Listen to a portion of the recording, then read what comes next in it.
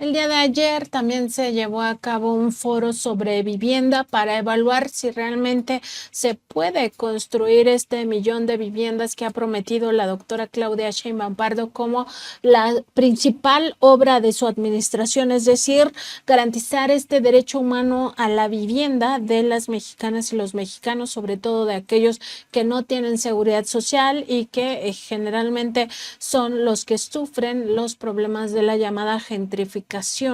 cada vez que empiezan fenómenos digamos, de burbujas inmobiliarias y también de estos temas que ya tocan con la nueva realidad de la llegada de los nómadas digitales y cómo van pues echando de sus lugares de origen a las personas. Se hizo este foro impulsado por las autoridades, por el Infonavit, por la Secretaría del Trabajo. Estuvo presente nuestro compañero reportero Carlos López, que nos tiene pues un informe muy puntual de qué se discutió, quiénes están en contra, quiénes a favor, porque también hay que decirlo, la iniciativa privada sigue en sus mismas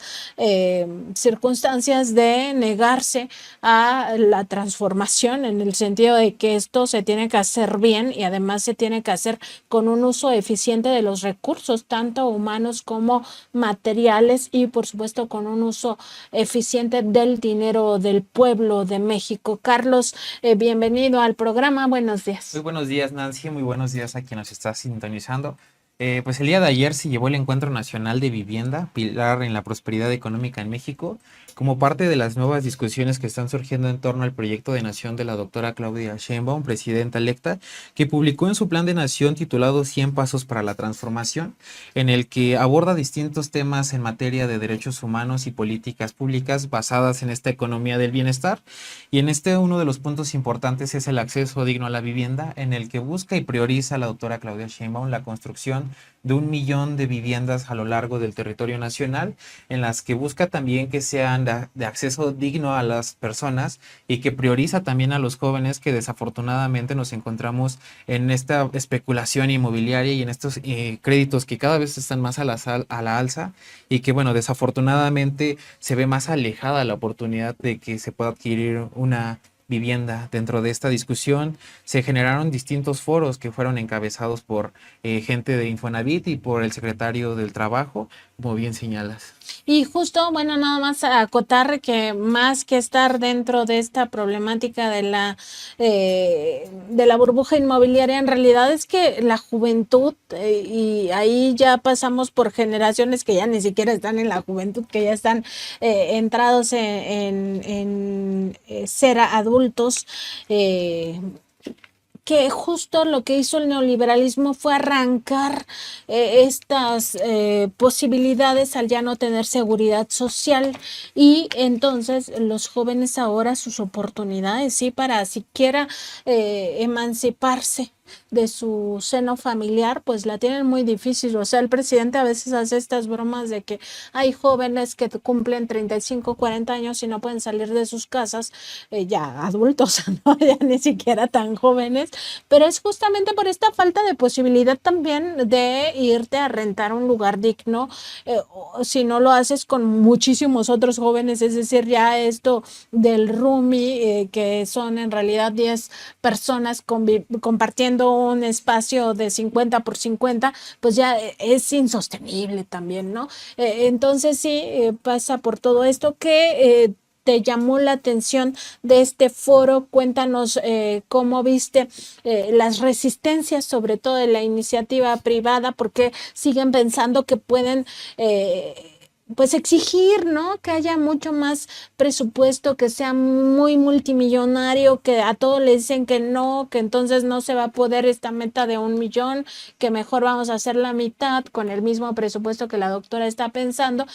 Parece que no se dieron cuenta que en México ocurrió una transformación y que si no es con ellos, es desde el propio sector público como se resuelven las cosas, porque no hay que olvidar que en el caso del Tren Maya ocurrió esto con el Grupo México, que dijo no se puede, no se puede, no se puede, y el presidente lo que les dijo, devuélveme el contrato, y entonces lo hace el ejército mexicano, y hizo el ejército mexicano este tramo que estaba concesionado a Grupo México. Entonces ya tenemos esa experiencia donde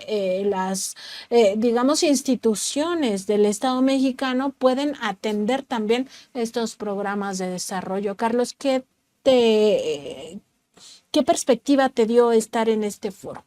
Pues como bien señalas, es importante destacar que dentro de este foro que se realizó en el World Trade Center hubo tres temas fundamentales, que es la nueva política de vivienda, la vivienda de los jóvenes y cómo el nearshoring va a intervenir en la vivienda.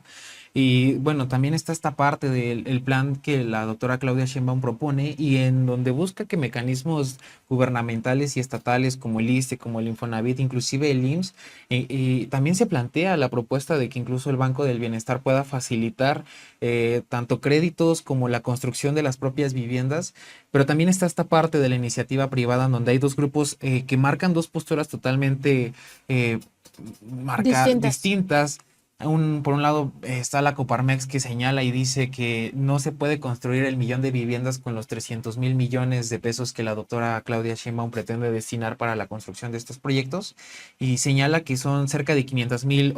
casas las que se puedan hacer. Por su parte también está el grupo empresarial de la Canadevi, que ellos mencionan que sí se puede hacer el 1,000,000 de viviendas, sin embargo que los organismos públicos requieren forzosamente de la iniciativa privada, y es algo similar a lo que plantea el Infonavit. En esta discusión también estuvo el maestro Mario Macías Robles, quien es el director de los trabajadores del Infonavit, que señaló que se puede utilizar el 1% del presupuesto que la doctora Claudia Sheinbaum plantea para poder desarrollar este complejo inmobiliario a lo largo del territorio nacional, y que sea a través de este sistema de pago de rentas y que posterior a un periodo de 10 años se pueda adquirir la vivienda de manera propia. Y también está esta discusión de otros escenarios que están dentro de México, como la gentrificación, como el derecho de suelo, como también las políticas de los ejidos urbanos, que prácticamente son estas periferias que están muy alejadas de los espacios laborales o de trabajo, en donde desafortunadamente no hay los servicios de agua,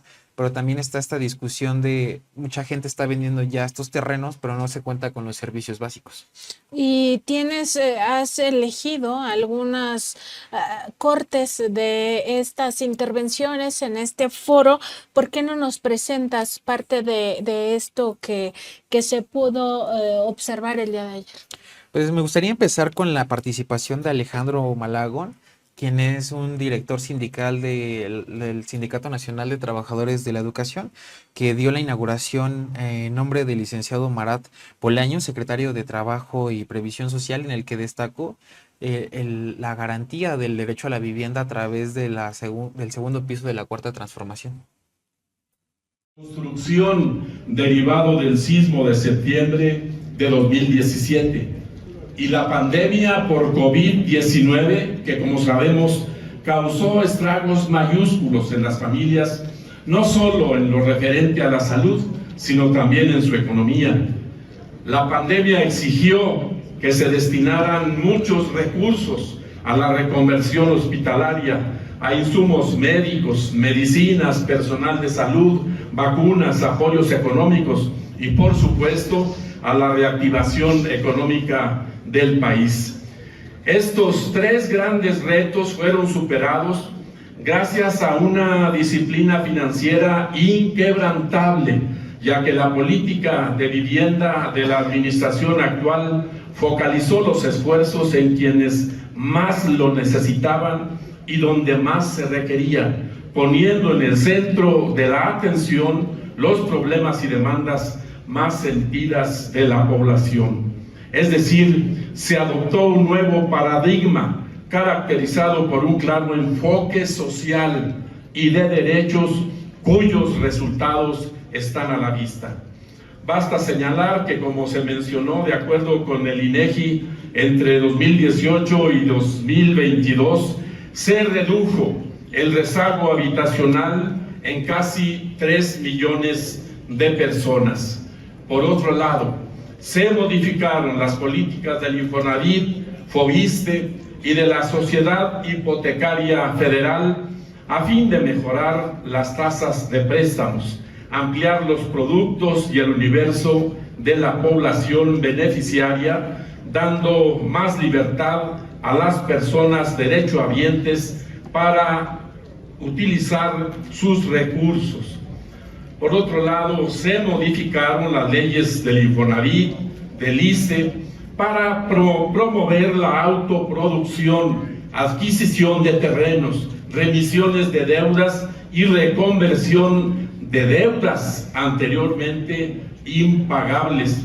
Se estableció un nuevo mecanismo para el otorgamiento de los créditos de vivienda por parte del ISSSTE a fin de atender las problemáticas derivadas de los diversos factores económicos que afectan a los trabajadores, otorgándoles el derecho a elegir la modalidad de su crédito y su reestructuración, así como a establecer en el contrato las condiciones crediticias como, por ejemplo, el tipo de crédito, la tasa de interés y el plazo.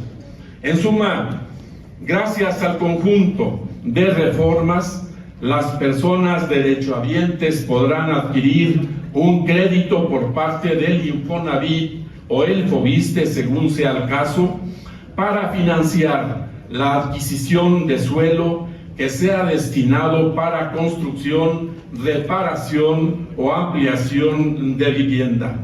Algo fundamental es que los créditos ahora se otorgan de manera directa y sin intermediarios, porque se privilegia a las y los derechohabientes y no precisamente a las empresas constructoras.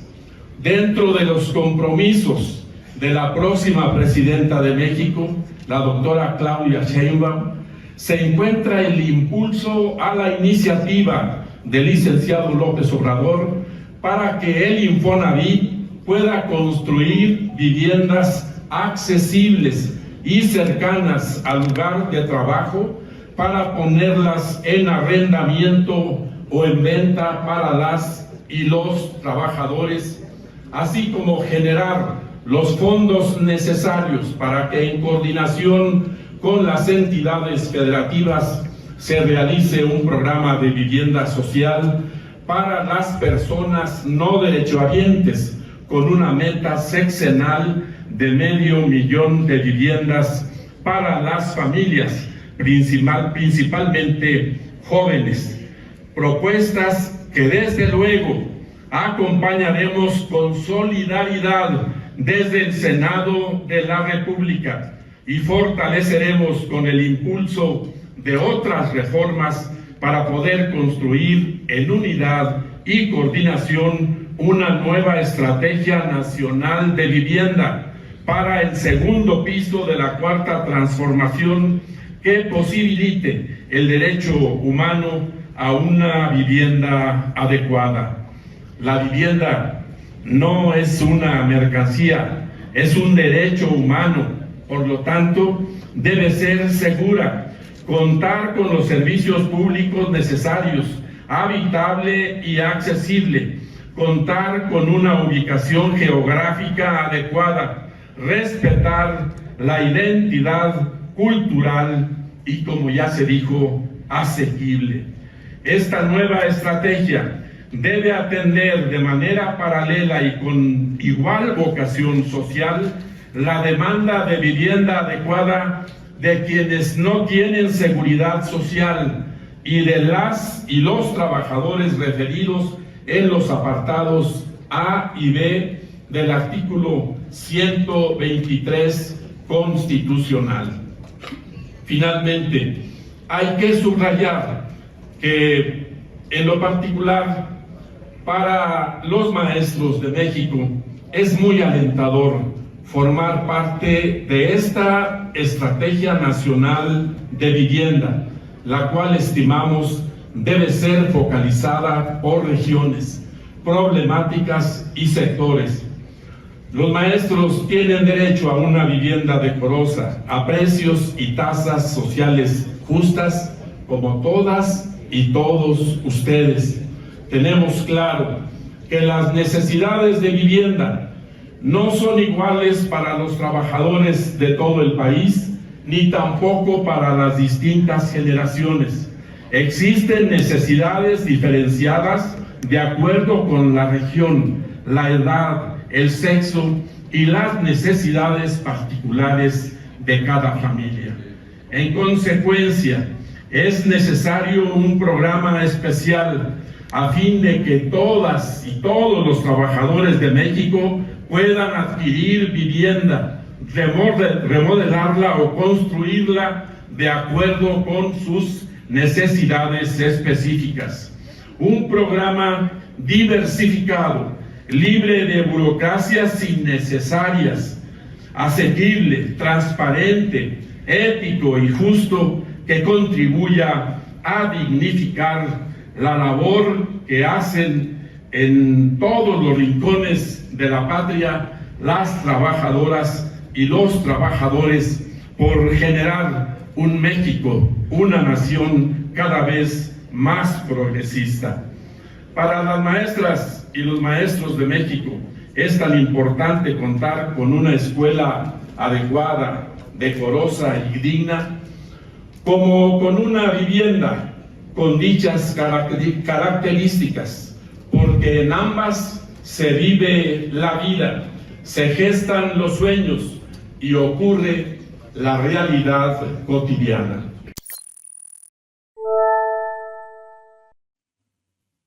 Pues ahí están las palabras de Alejandro Malagón, que fue uno de los sindicales más importantes dentro del Sindicato de Trabajadores de la Educación, y no solamente destacar que estuvo gobierno e iniciativa privada, sino también muchos directivos de sindicatos y trabajadores en este foro, precisamente porque buscan que estos mecanismos públicos dignifiquen la vivienda a través de los trabajadores. Y por otra parte también está el discurso que dio Mario Macías Robles, director del Infonavit, que habla de que sí se puede construir el 1,000,000 de casas con el plan que propone la doctora Claudia Sheinbaum, y puntualiza cuáles son las necesidades que requiere el Infonavit para que se pueda llevar esto a cabo. Existe un fondo de liquidez, una masa líquida, que al cierre del mes de julio había cerrado un poquito más arriba de 711,000 millones de pesos, y que la proyección es que se acumule al fin de año en cerca de los 800,000 millones de pesos. Este fondo, por supuesto, que es gracias a la aportación del 5% de los patrones, que ingresa al fondo, pero que es dinero que lamentablemente en estos 6 años se han acumulado de manera excesiva,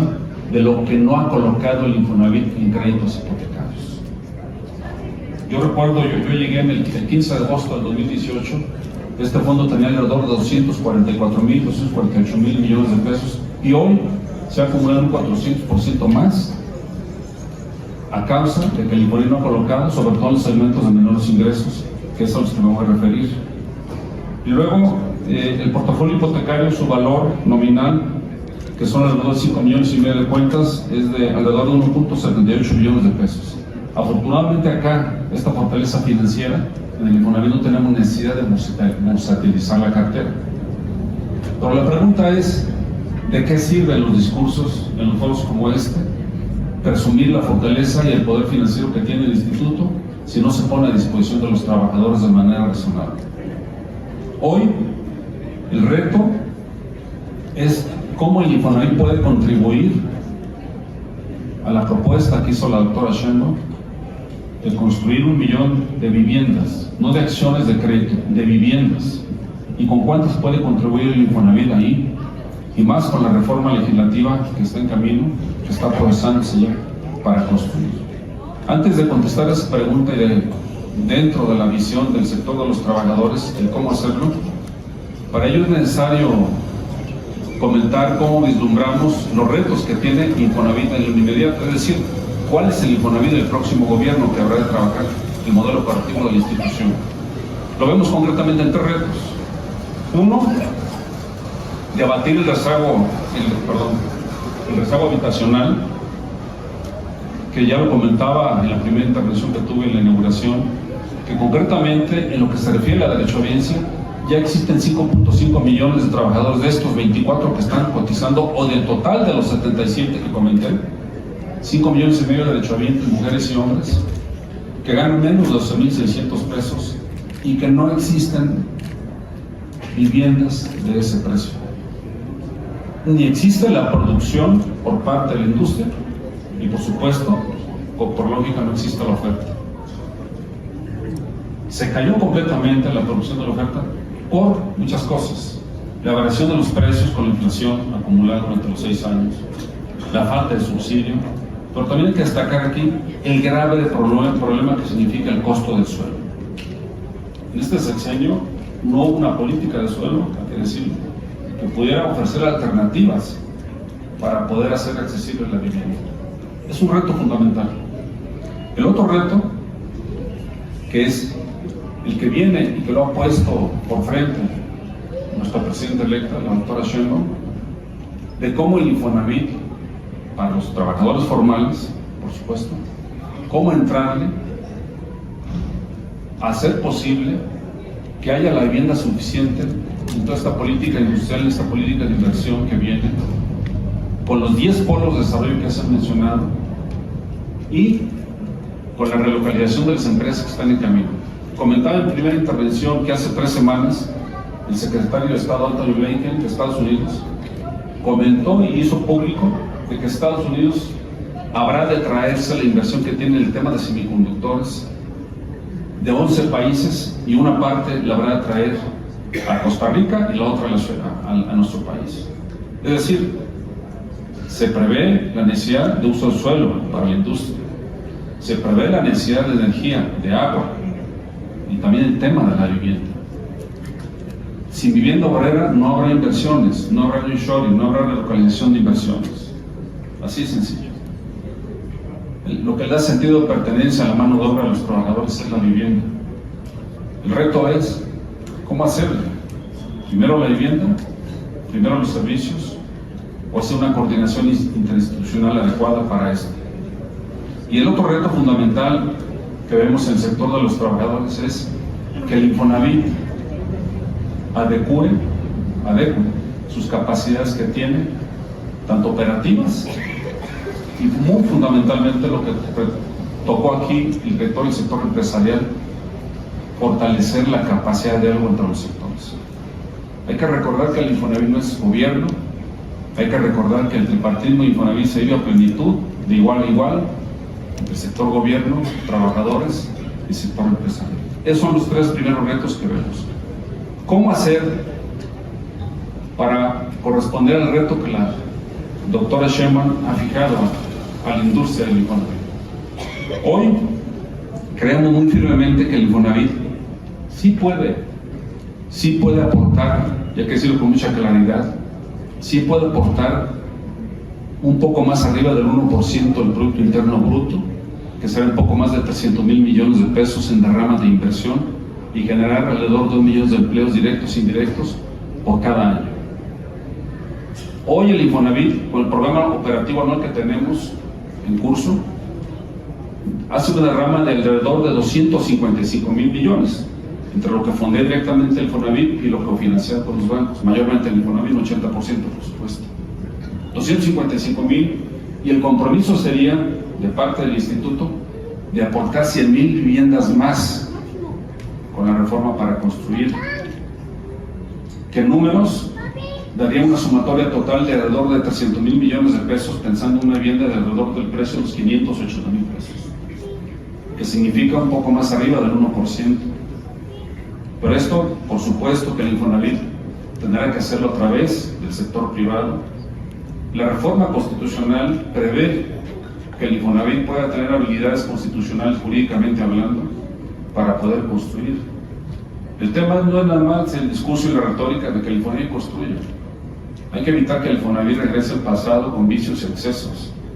Que en su momento la reforma sea lo suficientemente transparente y adecuada a las capacidades financieras del propio instituto. Hay que hacer en su momento que la subcontratación del Infonavit quede completamente legitimada en la reforma, que pueda subcontratar. El Infonavit no puede ser una constructora. Quienes estén pensando que el Infonavit puede ser una constructora es un error. El Infonavit debe seguir siendo la gran institución financiera del servicio a los trabajadores. Hoy, con esta urgencia y con este reto, que tiene el Infonavit de construir, pero subcontratando, y para ello debe estar la industria, debe estar el sector privado con las mejores prácticas empresariales de poder hacerlo. El Infonavit tiene ese reto, transitar con el tema, con el apoyo del legislativo, pero en su momento dictar bien a través del Consejo de Administración cuáles son las reglas de operación y los lineamientos de contratación para poder construir, para poder subcontratar. Un minuto, director, por favor. No hay nada más. Somos de los mismos. Bueno, la línea de acción que proponemos, déjenme decirles muy concretamente, si no se pone la riqueza del Infonavit al servicio de los trabajadores, no tiene sentido venir aquí a presumirla. ¿Qué es lo que estamos proponiendo nosotros?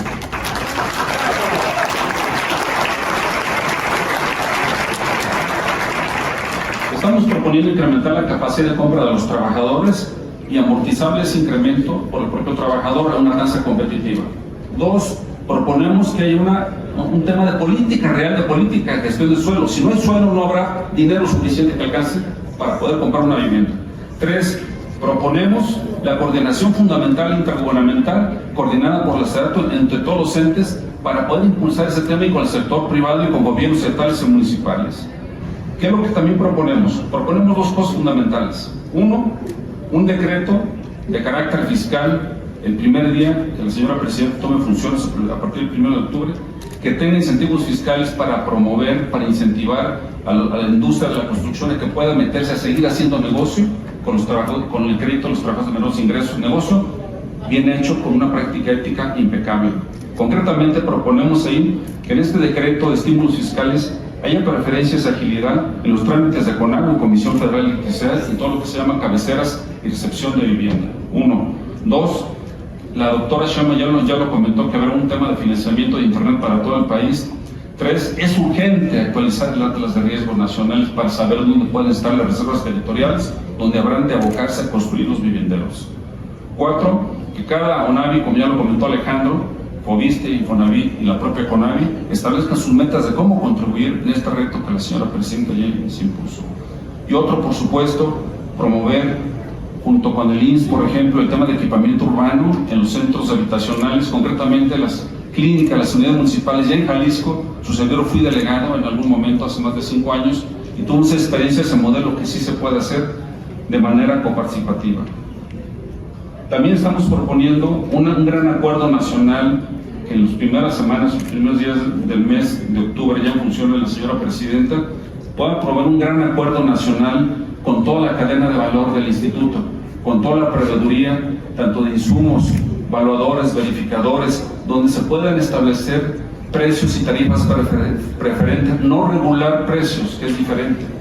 Yo creo que urge algo radical para la industria, para que pueda volver a hacer negocio para los constructores, pero sobre todo para que puedan volver a ser accesibles la vivienda económica para los trabajadores de menores ingresos. Eso es lo que estamos proponiendo, y ser muy oportunos en el tema de la regionalización de las inversiones. Concretamente estamos proponiendo una mesa que haga la gestión de coordinación de todo el esfuerzo interinstitucional entre CONAVI, que es la Comisión Nacional de Vivienda, Sociedad Hipotecaria Federal, el propio Fobiste e Infonavit, por supuesto, coordinados por la propia cabeza rectora, que es la propia SEDATU. Mejorar el acceso al crédito con incrementar la capacidad de compra de los trabajadores, pero con política del suelo. Sin política del suelo no habrá dinero que alcance, el que puede incrementar la capacidad de compra de los trabajadores de menores ingresos. Y es importante que el Infonavit en esta reforma se le pueda habilitar legislativamente para que tenga la capacidad de comprar reservas territoriales para construir, que es diferente a que el Infonavit, como está la reforma hoy, se le quiera habilitar para construir. Si se queda para construir el Infonavit, no podrá subcontratar la mano de obra. Ojo con esta observación, tiene que ser reserva territorial para construir, para que pueda subrogar y subcontratar también la mano de obra. Y por último, es urgente el Infonavit que regrese a rehabilitar el tren de vivienda abandonada. Hoy, durante todo el sexenio, solamente 25,000 viviendas se lograron comercializar, cuando hay una batería de alrededor de 1.200.000 viviendas y 200.000 ya están en actitud de comercializar. Urge rehabilitar esto para que puedan hacer una opción de vivienda para los trabajadores y se pueda empezar a implementar el cumplimiento de la meta que la doctora realizó. Y por último, cuando hablaba del tercer reto de mejorar las capacidades de Infonavit, me referí básicamente a 2 indicadores financieros. 1, el Infonavit no puede seguir transitando con la cartera vencida que tenemos. traemos más del 18.2%, que significan cerca de 340,000 millones de pesos de cartera vencida. El Infonavit tiene que cobrar, tiene que ser eficiente en el cobro, en la recuperación del dinero, porque es dinero de los demás trabajadores, respetando los derechos de los propios deudores. Y dos, es importante, fundamental, retomar el buen diálogo que debe de haber siempre entre el sector empresarial y el sector de los trabajadores. Hoy, la presencia física de líderes empresariales y del sector empresarial y su servidor y de liderazgos sindicales habla de la fortaleza que debe haber de un diálogo permanente tripartito del Infonavit, que no debe ser roto porque las instituciones del Estado mexicano encargadas de esta vivienda pues tendrán un papel preponderante. Sin duda el Infonavit será uno de ellos, también el Foviste acompañará esta estrategia y por supuesto otras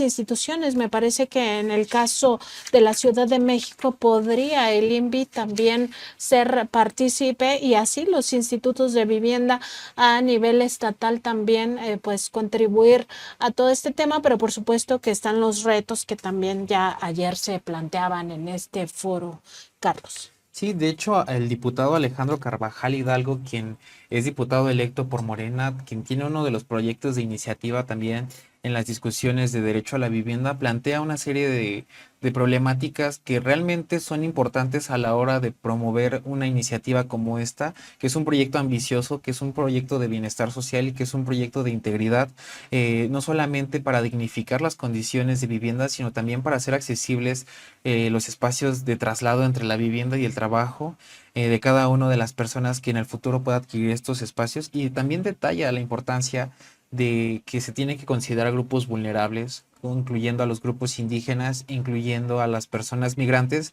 que plantea una reforma en la que se incluyan estos grupos y que también se utilicen mecanismos del Estado como lo es el Banco del Bienestar para que se puedan dar los propios créditos una vez que se tenga la construcción de las viviendas.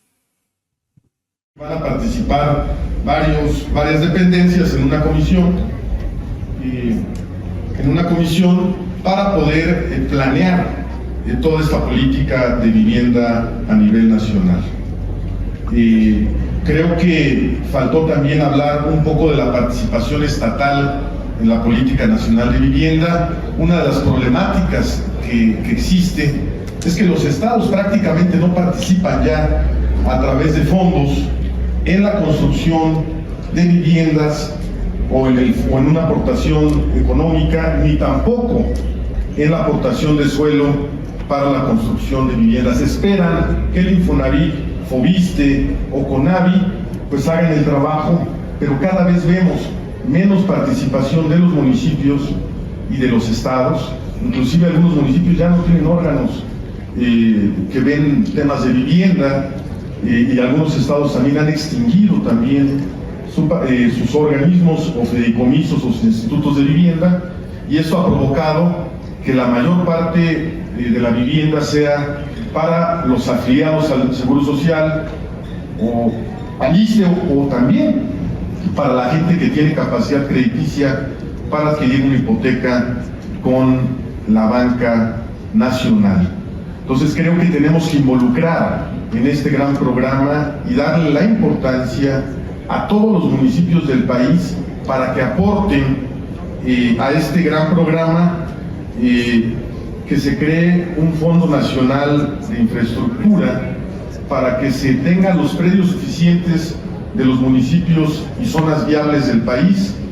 para poder crear un gran Fondo Nacional de Tierra que permita pensar en que este programa puede ser asertivo. De lo contrario, vamos a dejar fuera a muchas zonas del país que tienen la posibilidad de participar y que no tienen acceso a la vivienda digna o a una acción de vivienda social. Yo propongo, para complementar este programa, una nueva ley o la modificación de la ley agraria para generar la regularización de los ejidos urbanos. Tenemos, como lo comentaron la mayoría de personas que expuso, tierra que no está regularizada, pero que ya es urbana. Y es un problema muy grave para cualquier persona que quiera construir algún conjunto habitacional la regularización o la compra de esta tierra debido a veces a ambiciones de los ejidatarios o a problemas sociales que se generan en la zona. Tenemos que crear un mecanismo en la ley agraria que permita regularizar todos estos ejidos urbanos que desgraciadamente se están llenando de vivienda irregular, se están lotificando diariamente miles de hectáreas ejidales sin tener escritura y sin tener los servicios suficientes. Y eso está generando un problema social y económico de falta de planeación que rebota siempre en la sociedad porque no hay caminos, no hay servicios, pero rebota también en los contribuyentes que tienen que pagar o subsidiar los servicios en un futuro de todas estas zonas. Entonces, crear una modificación para poder regularizar los miles de ejidos urbanos, que se calcula que son más de 3,000 ejidos urbanos que están dentro de las ciudades y tienen tierra disponible para poder construir vivienda, podríamos decir, formal o lotificación con servicios. La otra es implementar también un Fondo Nacional de Infraestructura a través de SEDATU para dotar de servicios a este banco de tierra. Pues necesitamos que SEDATU tenga un fondo para poderle dar electrificación, agua y caminos, accesibilidad a todos estos lotes, porque si queremos bajar lógicamente el costo del lote, el costo de la tierra, tiene que tener infraestructura, si no, no va a ser funcional. Entonces, SEDATU y a lo mejor los municipios tienen que fortalecer ese fondo de infraestructura para estos lotes que Infonavit adquiera, ¿sí? O que los particulares pongan a disposición para estos proyectos y lograr bajar el costo de estos proyectos. De lo contrario, va a ser complicado hacerlo, ¿no? También implementar un programa de vivienda para migrante a través del Banco del Bienestar o de los bancos que existen ya en nuestro país. Hay mucho dinero que puede ser aportado por los migrantes para que sus familiares tengan una vivienda, un pie de casa, un lote con servicios, y creo que hemos desaprovechado esa oportunidad para que ellos desde Estados Unidos o Canadá aporten a este fondo y los familiares puedan tener acceso a esta vivienda o a este pie de casa o a un lote con servicios para que se construya de manera ordenada. Y también implementar un programa de vivienda indígena. En México ya no hay vivienda para los núcleos indígenas o las comunidades más lejanas del país, y me he topado con la noticia muy triste de que muchos rentan. Mucha gente en las sierras está rentando pedazos de lotes o casas o pequeños cuartos, y prácticamente es muy complicada su forma de vida, ¿no? Entonces tenemos que desarrollar un programa de vivienda de indígenas, a lo mejor descontando parte de los programas sociales que les llegan para aportarlo para la generación de pies de casa de manera ordenada. Miles de personas en las zonas más recónditas del país no tienen acceso a la vivienda, porque ya CONAVI prácticamente ha reducido sus fondos, y en estos años se mandó el dinero sobre todo para los grandes proyectos y para viviendas en la zona del Tren Maya y otros proyectos importantes. Entonces creo que esa es la aportación que yo tengo para este tipo de programas. Y bueno, para finalizar, se plantea que este programa sea ejecutado a través de la línea 3 de Infonavit y otras ideas que puedan surgir. La línea 3 es un programa que todos los vivienderos o comercializadores conocen. Infonavit financia en preventa la venta de estas viviendas. Simplemente se pide que ya tengan servicios, que tengan una localización adecuada, y parte del fondo del dinero que plantean Infonavit de la inversión de más de 200,000 millones de pesos o más es para la línea 3 que se tiene que complementar. Pero sin duda, este tipo de acciones tenemos que dibujarlas con mucha imaginación, complementar un gran programa incluyendo a todos los sectores de vivienda, privados, también a públicos, a los institutos de seguridad social, también de los estados, que se nos están olvidando,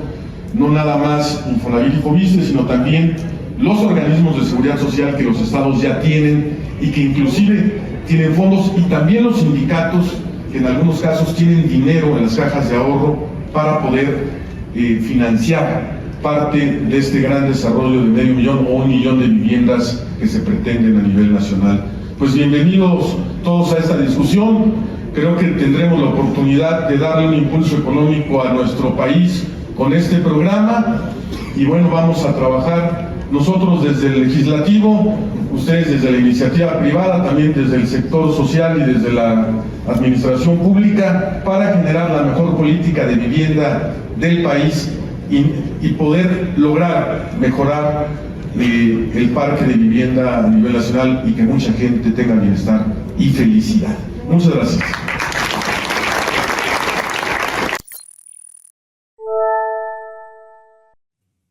Ciertamente parte de las resistencias se pueden explicar por estos modelos de negocio inmobiliario que se han establecido a lo largo y ancho del país. El caso de la Ciudad de México, pues es muy claro con estos gobernantes panistas, sobre todo de las alcaldías como Benito Juárez, donde se creó incluso esta figura del llamado cártel inmobiliario, pues que se beneficiaban los propios gobernantes de estos permisos muchas veces ilegales o que no cumplían con la normativa, con el propio trazado de la ciudad, porque se tiene que ver si se tiene acceso al agua, si hay buen drenaje, si los servicios básicos de los residentes en esta región se pueden pues solventar, e incluso todo lo que tiene que ver con transporte público y vialidad. Todo esto se lo pasaban, digamos, pues por encima, o sea, no les importaba con tal de generar estos negocios inmobiliarios. Eso por una parte. Y por otra parte, esto que nos comentabas hace un momento de cómo la Coparmex pues está como en esta especie de resistencia. Nada más recordar que la Coparmex pues fue copartícipe de estas campañas de narco presidente, narco candidata y narco gobierno, y que hasta la fecha no ha aclarado su participación también directa en la campaña de Xóchitl Gálvez. Entonces de ahí también hay que tomar con cautela, con precaución estas alertas que empiezan a hacer, porque al final tienen sus intereses, como nos decías al inicio de esta conversación, Carlos, tienen sus propios intereses y siempre ven en beneficio de ellos mismos. Entonces también tomar con cautela esta situación y revisar las palabras, por supuesto, de quienes representan al Infonavit, a las instituciones, porque su papel va a ser crucial. Sin embargo, creo yo que la doctora tiene este plan ya muy trazado y no hay que olvidar que ella tiene esta, digamos, esta concepción, incluso esta trayectoria científica donde está acostumbrada a resolver problemas complejos, y ella misma formó parte de este equipo que echó a andar el segundo piso del periférico. Y en ese sentido, pues ella tiene las herramientas para visualizar este tipo de programas, Carlos. Pues sí, me gustaría recuperar esta parte de la Ciudad de México, porque una de las discusiones que surgieron ahí fueron los modelos que se crearon en el año 2000, 2006, 2012, 2018, y cómo se ve un cambio en las decisiones políticas de acuerdo a los actores que estuvieron gestionando la Ciudad de México hasta la doctora Claudia Sheinbaum, y en este caso estuvo Inti Muñoz Santini, secretario de Desarrollo Urbano y Vivienda de la Ciudad de México, que también planteó que la Ciudad de México puede ser un ejemplo claro de los modelos de vivienda que se han desarrollado a lo largo del último sexenio. También cabe destacar que se mencionó puntualmente la administración de Miguel Ángel Mancera, que se dejó de continuar una iniciativa de proyectos de vivienda digna, en donde también se crearon estos cárteles inmobiliarios y en donde también hubo ciertos conflictos de interés por parte de grupos empresariales y lo que se conoce como el ejido urbano, que fue la construcción de edificaciones para venderlas a un precio sumamente inflado, inaccesible, y que también no prestaba las mejores condiciones de vida por las condiciones del suelo o también por las distancias, y simplemente fue un negocio por parte de algunas cúpulas de la iniciativa privada vinculadas con la corrupción que había en aquel momento y que existe todavía en ciertas alcaldías de la Ciudad de México. Y él detalló que es importante recuperar todo esto porque sirve como antecedente a ahora plantearlo en un proyecto de nación. No dejar la escuela, que garanticemos ir elevando nuestros niveles de escolaridad, que también estemos disminuyendo la pobreza, que también estemos eliminando poco a poco esos muros entre la ciudad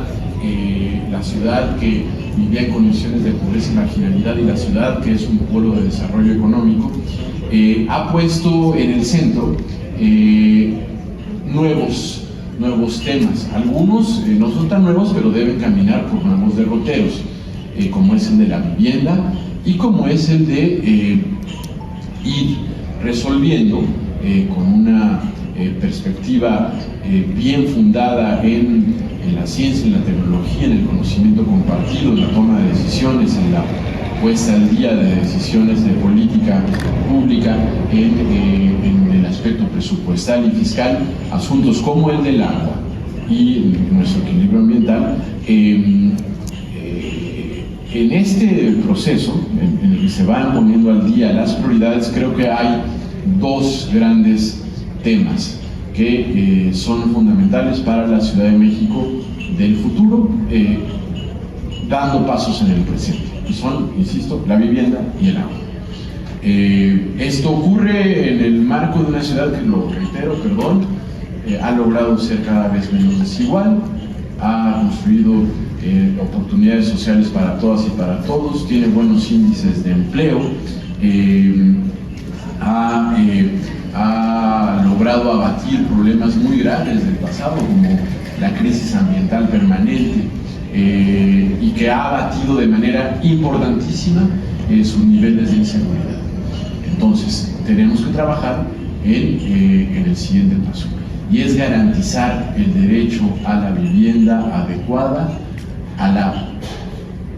proponernos garantizárselo a la totalidad de la población. Tenemos un fenómeno que es una herencia con la que hemos debido trabajar, con la que hemos debido cargar, pero no desde un espíritu ni de victimización ni de fatalismo, y tiene que ver con el conjunto de dinámicas económicas inmobiliarias del gobierno que heredamos particularmente en esta ciudad que ha sido gobernada por la izquierda democrática desde 1997, que heredamos sobre todo de la pasada administración, la que tuvo lugar entre 2012 y 2018, sin que haya aquí ningún afán de señalar personas, pero es un momento que se puede medir en indicadores económicos, se puede medir en todos los indicadores sobre el desarrollo, se puede medir en cuándo empezaron determinados problemas y qué tipo de decisiones o de omisiones dieron lugar a un conjunto de problemas. El haber perdido el rumbo,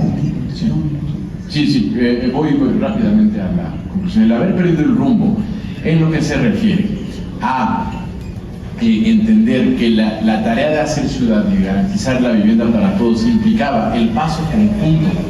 entre las dinámicas de la inversión privada para que éstas se consolidaran y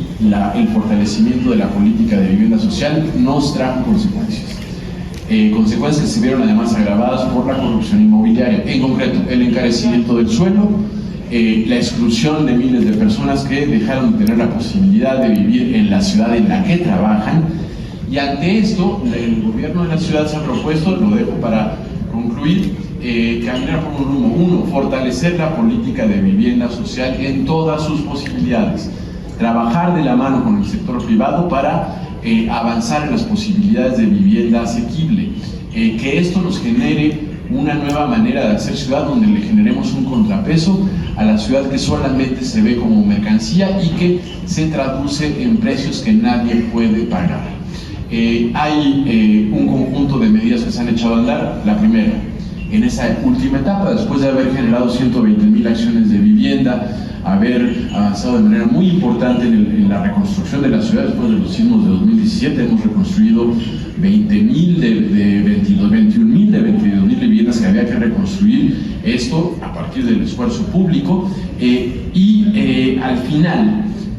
sabiendo que hay mucho por hacer y que tenemos encima la tarea de redoblar el esfuerzo, porque necesitamos producir decenas de miles de viviendas al año más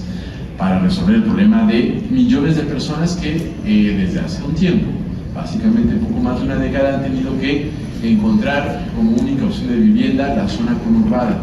y cada vez más lejos. En lo que estamos en este momento, lo dejo aquí para la discusión, es en lo siguiente. Uno, se acaba de enviar una iniciativa al Congreso de la Ciudad de México para darle estabilidad al mercado de las rentas. Es decir, no puede ser simplemente la norma de la oferta y la demanda la que determine el valor de las rentas en una ciudad en la que se ha encarecido la renta, producto de todo lo que ya he mencionado. Actualmente tenemos un aumento máximo en el Código Civil que era de 10%, estamos tasándolo en 5% máximo, esto en un proceso de diálogo que ha incluido a la Canadevi, a la ADI, a todo el sector inmobiliario, y creemos que esto le dará estabilidad al mercado de rentas para que la ciudad sea más competitiva también en la materia y logremos abatir los índices de exclusión que se están dando por este problema. Se creará un registro para que los contratos de renta puedan dar certidumbre jurídica a través de una plataforma digital a arrendatarios y arrendadores, y con eso también tenemos la manera de evaluar cómo están evolucionando las rentas. Finalmente, también se acaba de enviar al Congreso una iniciativa en el mismo acto que establece la obligación en la Ley de Vivienda de la Ciudad de México para que el gobierno capitalino, junto con otras entidades en el nivel federal, junto con el capital privado, por supuesto también, produzca por obligación cada año vivienda asequible, es decir, alcanzable, vivienda para renta. En primer lugar, vivienda pública para renta, para arrendamiento, en favor de las personas de menores ingresos, y también en el marco de un esfuerzo paralelo de aliento a la producción privada de vivienda asequible para arrendamiento. Estamos dando un paso en el sentido que es el primero que se da a nivel nacional, es uno de los primeros esfuerzos que se dan a nivel latinoamericano, que abreva de lo que han hecho grandes ciudades del mundo para abatir la exclusión, la gentrificación y el compromiso y cumplir el compromiso cabal de garantizar la vivienda adecuada para todas y para todos. Este esfuerzo ha comenzado con un proyecto piloto que está destinado a los jóvenes. Esto ya está por dar inicio, pronto empezarán las obras de construcción del primer proyecto piloto de vivienda social en renta para jóvenes entre 18 y 35 años. Hemos ampliado el rango, serán 150 viviendas que no podrán tener un costo de renta mayor a la tercera parte del ingreso, estando destinada esa vivienda en primer lugar a los jóvenes que tengan ingresos de entre un salario mínimo y 2 salarios mínimos, es decir, entre 7,000 poco más y 15,000 pesos mensuales. Ahí está un ejemplo muy concreto de cómo ir dando pasos: la vivienda social en arrendamiento y la vivienda social para compra a través de crédito social debe ser para todos los sectores, pero debemos comenzar por aquellos que se vieron excluidos por las políticas neoliberales en términos de cómo y para quién el desarrollo tenía lugar. Eso es cuanto. Una disculpa por la extensión. Gracias.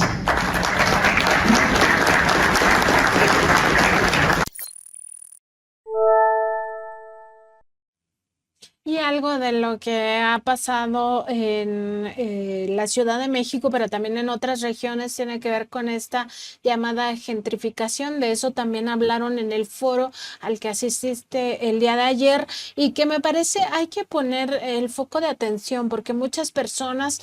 pues ya se les hace imposible pagar las rentas, pero hay otras donde realmente se viven abusos muy graves a los derechos humanos, como es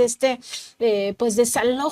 de estos lugares que rentaban desde hace muchísimos años con la anuencia del propio Poder Judicial local, estos desalojos de vivienda o incluso estas presiones que enfrentan las personas dueñas e incluso de casas donde se están desarrollando todos estos inmuebles ya en forma de edificios, de departamentos.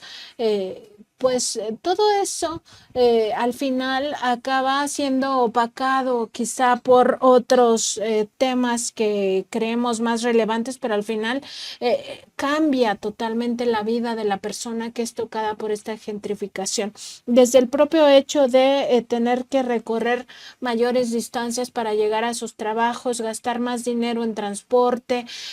tener menos oportunidad de estar con las familias, menos integración familiar, etcétera, pues todo eso modifica radicalmente el estilo de vida que tenían cuando vivían en sus lugares de origen. Me parece importante también poner el foco en la gentrificación. ¿Qué se dijo de eso, Carlos? Pues también me gustaría destacar que dentro de este foro no solamente hubo la participación de actores políticos o empresariales, sino también activistas. Y en este caso el maestro Contreras de Vecinos de Valle de Anáhuac, que es un grupo de activistas que está también luchando por los derechos de la distribución justa del suelo, mencionó que la gentrificación es uno de los problemas más importantes que están surgiendo en los últimos tiempos, y no solamente detalló que en la Ciudad de México se vive este fenómeno, sino en otras entidades del país como del mundo, y es importante señalarlo porque, como indicas, desafortunadamente muchas de las personas se ven desplazadas teniendo que llegar a las periferias, y también estas inflaciones en los costos de la renta se vuelven inaccesibles, llegando a pagarse, incluso se mencionaba casi $8,000 por renta, inclusive no solamente en zonas como la Condesa o como la Roma que se mencionaron, sino también que inclusive ya la gentrificación está llegando a zonas populares como Iztapalapa o como otras entidades, que desplaza a las personas a entidades donde son periferias, en donde no hay accesos de comunicación dignos o donde son traslados muy lejanos a su trabajo. Y es importante también plantearlo porque se habló que muchas veces no solamente la gentrificación es por temas inmobiliarios, sino también es que se compran los terrenos y se construyen plazas. Entonces es otra forma de crear negocios inmobiliarios a través de estas concesiones que dan ciertas alcaldías a la iniciativa privada para destruir vivienda, que se podrían ocupar terrenos para generar casas de interés social dignificadas, que es lo que se plantea. Creo que existe un temor por parte de los dirigentes sindicales, activistas, de que las casas de interés social era lo que el presidente mencionó en la mañana, ¿no? Huevitos. Ahora buscan esto y la narrativa ahí está, vivienda digna. Entonces, eso fue uno de los temas que se planteó. De la Condesa, donde llegan extranjeros a vivir. No, es un problema generalizado en toda la ciudad. ¿Cómo lo vamos a resolver? ¿Qué estamos planteando nosotros desde el movimiento social, donde se organizan con nosotros trabajadores asalariados, pero principalmente no asalariados, que no tienen acceso a la vivienda del Fobiste o de Infonavit? Estamos planteando un programa emergente de vivienda en la Ciudad de México. En la Ciudad de México ya le hicimos la propuesta al gobierno de la ciudad de que tiene casi 600,000 metros cuadrados que hemos identificado, propiedad del gobierno de la ciudad, y que con imaginación, con iniciativa y audacia podemos construir en esos lugares. Nada más se necesita decisión política. Y aparte hay terrenos que son propiedad privada, que también se puede construir vivienda con imaginación y dándole incentivos a los desarrolladores privados. Por ejemplo, la norma 26, que aplica nada más para los programas sociales del gobierno de la ciudad o del INVI.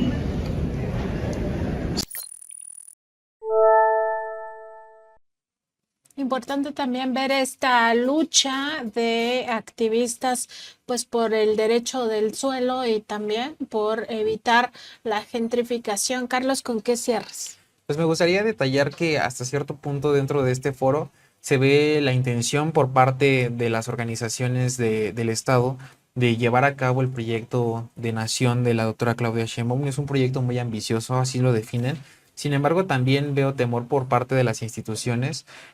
por todo lo que surgió a lo largo del periodo del presidente Andrés Manuel López Obrador, en donde se dieron las concesiones al ejército y se realizaron estos proyectos y se llevaron a cabo con éxito. Creo que las organizaciones estatales quieren seguir siendo partícipes de la construcción a través de la ingeniería civil, pero también veo un grupo de empresarios que aprendieron la lección del pasado y están interesados en participar. Yo creo que es un momento muy importante para que el Estado mexicano ponga las condiciones a ellos y se adecúen a las necesidades del país y no a los intereses de los grupos empresariales. Pues sí, con esto te agradecemos este reporte, Carlos, y te deseamos que pases una muy buena tarde. Muchas gracias, Nancy, y excelente día.